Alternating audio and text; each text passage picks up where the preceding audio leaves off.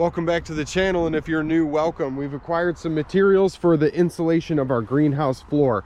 So I've got 4x8 foil covered, and then they've got a moisture barrier on the back side, so these will last a long time. They're able to be buried, so I'll be able to cut these in half, and I'm going to be insulating the floor of the greenhouse from the outside, so we'll be able to get better temperatures and hold all of that heat that we're putting all this energy into Jean-Pain compost heating. We don't want to lose all that heat and energy we're putting in, so we're trying to get some insulation down.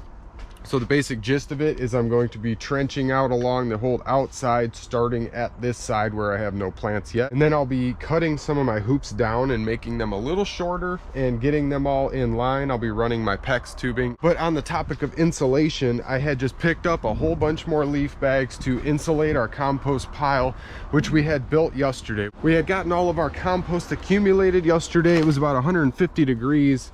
Now the pile's sitting right around 80 in the center, or close to the center. This thing is massive. We've got lots and lots of leaves to insulate this, all our leaf bags.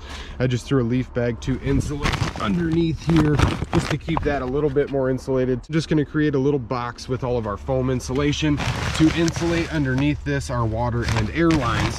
So let's run inside and see how much we're actually transferring. We could lose a lot of heat due to not having good insulation on our transfer on the outside, because we've got a 2-foot gap between the greenhouse and the compost pile here. So we're blowing air about 59 degrees in here, so that's awesome. 57.